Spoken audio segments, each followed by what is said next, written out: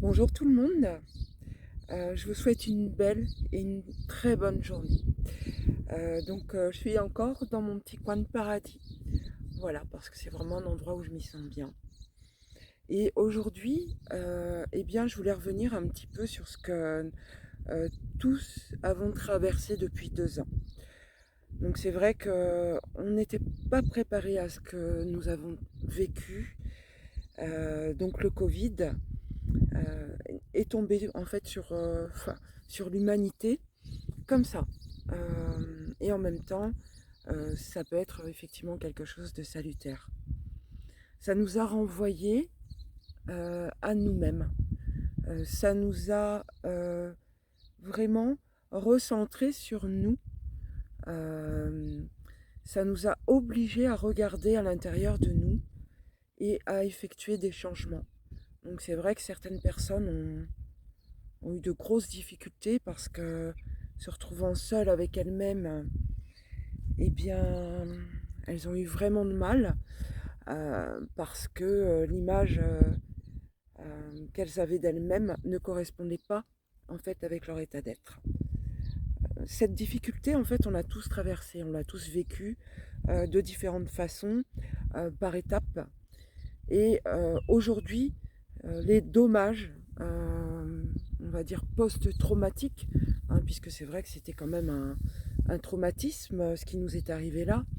On nous a privés de nos libertés, on nous a contraints et ordonnés d'être de gentils et bons soldats pour en fait protéger les autres, mais aussi pour se protéger soi-même. Alors je ne vais pas rentrer dans ce débat de euh, voilà, c'est vraiment tout autre chose. Par contre, ce sont vraiment sur les conséquences euh, et le post-traumatisme. Euh, donc déjà pour notre jeunesse. Alors pour les tout petits, le fait de se retrouver avec des enseignants ou du personnel éducatif masqué, bien pour eux ça a été quand même une grande incompréhension. Ça a pu susciter des peurs, puisqu'en fait, les peurs dans ce parcours Covid vont être récurrentes. Donc ça a suscité des peurs.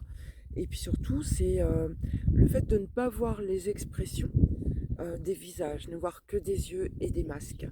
Donc c'est vrai que ça peut être, somme toute, relativement traumatisant. Parce qu'effectivement, bah, il y a plein d'expressions qui passent par le visage. Et le fait de ne pas voir les sourires, de ne pas voir même la gestuelle limbique, c'est vraiment quelque chose de frustrant en fait dans l'étape d'apprentissage. Ensuite, il y a eu nos jeunes ados et les scolaires, primaires, ados, lycée, enseignement supérieur, pour lesquels là ça a été vraiment un coup de massue parce qu'en fait on les a quand même contraints et obligés à se désociabiliser. On les a contraints et obligés à ne pas se réunir, à ne pas avoir d'échange de contact, alors qu'effectivement sur cette période-là de préadolescence, d'adolescence et de jeunes adultes, la sociabilisation c'est quelque chose d'important. C'est en fait ce contact aux autres, c'est en fait ces échanges, et aussi physiques et aussi verbaux, et puis le fait de ne pas pouvoir sortir, d'être bloqué, d'être contraint et prisonnier, a été vraiment quelque chose de terrible. On a eu cette période aussi où il n'y avait pas de cours, où là nos jeunes sont restés à la maison. Pour les parents qui travaillaient, c'était vraiment une complexité. Euh, Après, ça a été vraiment une grosse lacune parce que même si les parents aidaient, il y a eu des enseignements qui ont été squeezés. Et aujourd'hui, d'ailleurs, on en voit le résultat. À la sortie de crise, bah, il y a encore des jeunes, aussi bien des enfants que des ados, qui sont en crise post-traumatique. Parce que, en fait, ils ont l'impression d'avoir raté leur vie, de ne pas savoir où aller, de ne pas avoir d'objectif par rapport à leur vie future. Et c'est comme si tout d'un coup, on les a obligés à être sur l'instant, bien qu'être dans l'instant présent, c'est super, mais c'est surtout que ça a développé des pathologies, des névroses. Et aujourd'hui, il est très dur pour eux d'arriver à revenir vers les autres, d'arriver à se projeter dans l'avenir par rapport à toutes ces lacunes qu'ils ont pu accumuler pendant cette scolarité perturbée par le Covid, hein, pour on va dire la protection des autres et d'eux-mêmes. Et aujourd'hui, c'est extrêmement perturbant. Et il va falloir du temps pour chacun d'arriver en fait à combler et à reprendre confiance en la vie, en eux-mêmes et en leur futur et en leur avenir. Parce qu'à un moment, on les a complètement plombés. Pour les adultes, ça a été la même chose. Tout d'un coup, certains n'ont plus eu la possibilité d'exercer leur profession. Et là, ça a été vraiment quelque chose de déstabilisant. Somme toute, au début, effectivement, ça pouvait être agréable, le fait de dire je vais rester chez moi, je vais avoir du temps.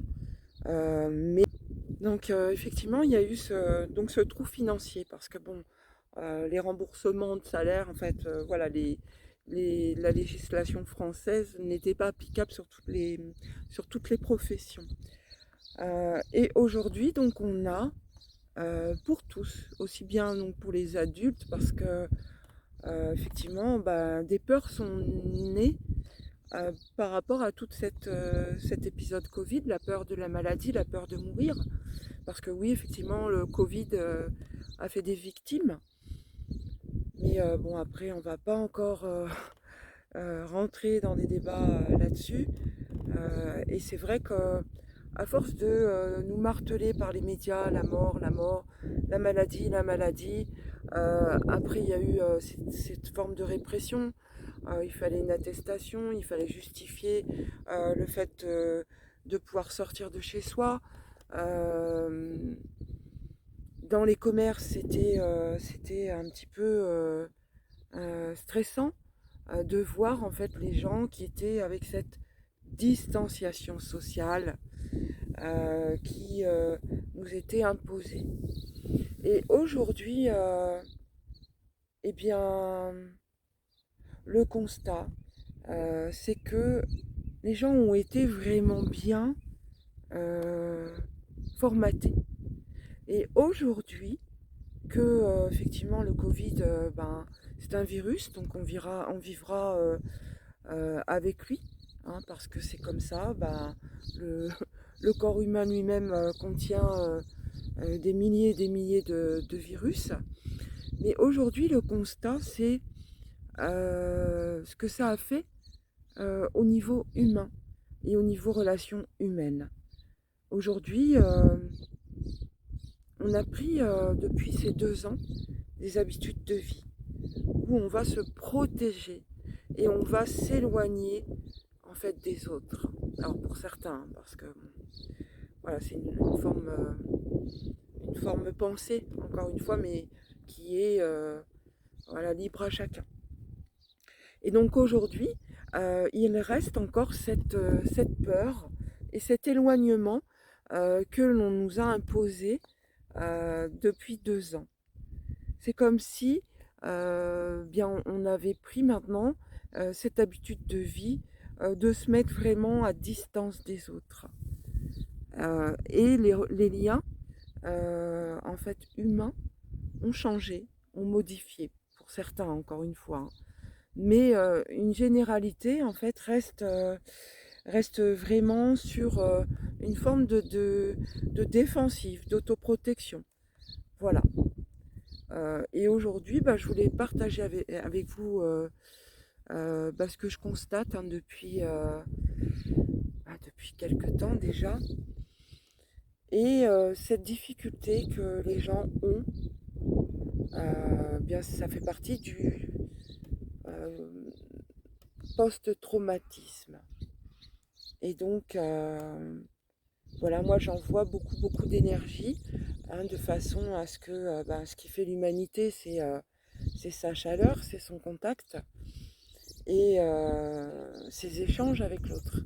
Et donc moi, j'envoie beaucoup, beaucoup d'énergie à l'univers pour que ben, on redevienne à nouveau des êtres humains. Voilà.